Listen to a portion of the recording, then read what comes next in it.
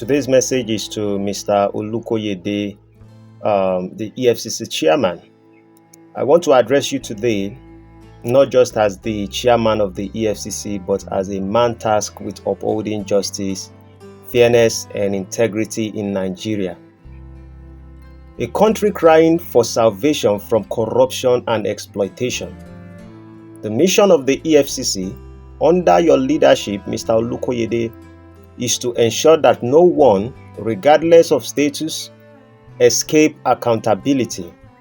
Yet, I must plead with you to reflect deeply on the trajectory of your actions, particularly towards the Nigerian youth. Every day we witness the arrests, intimidation, and imprisonment of countless young Nigerians.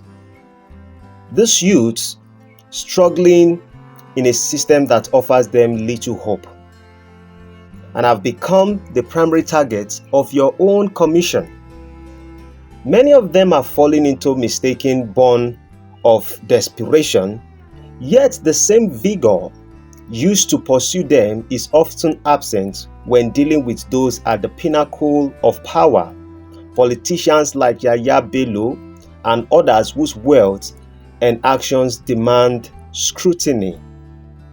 The Nigerian people, especially the youth, see the imbalance.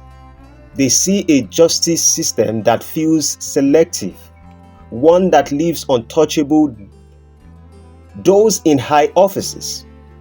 Despite overwhelming evidence of their misdeeds, this perception is kind of very dangerous, for it breeds resentment, anger, and a deep mistrust to the institution of the EFCC. You must understand that a time will come when the patience of these youths wears thin. A day may arise when their frustration turns into action, not out of rebellion, but as a reaction to the injustice they endure. We do not pray for such day, but history has shown that when people feel unheard and unfairly treated, they may rise against the very system that is meant to protect them. It has shown with a matter of time that you are not here to protect us based off what we've seen publicly.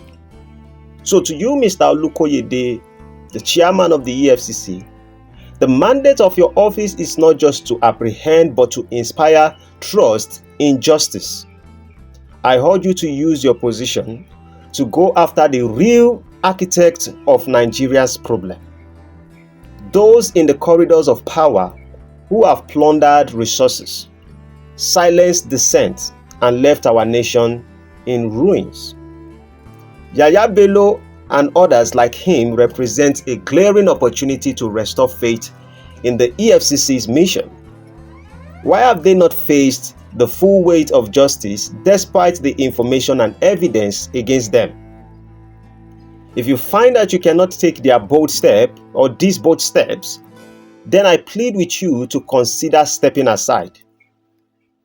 Leave the office for someone who can embody the courage, dignity, and integrity that Nigerians need from the EFCC chairman. Think of your legacy, your conscience, and the future of this nation. History will judge you not just by what you did, but by what you failed to do. Nigeria stands at a crossroad, and you hold a significant key to its direction. Act justly, and you will be remembered as a leader who restored hope. Fail to act, and you risk becoming a symbol of lost opportunity and deepening despair. Let this be a moment of reflection for you, for the sake of the Nigerian youths, for the sake of justice, and for the future of this nation. I plead with you, Mr. Olukoyede, the Chairman of the EFCC, to reconsider all your steps so that one day monkey no go markets and then have some issues. We pray for peace within the country, but with the voices and the sounds and the drum beats of the youths on what they are thinking or their perception on the EFCC, Don't be surprised. It might be sooner than you might ever imagine. With that being said, hopefully this message gets to you. Bye-bye for now. When you are revolutionary and you talk the truth, people will come and slap you down. Then you talk the truth again, they lock you in jail. They never hear anything at all. Then go hear pansa pansa.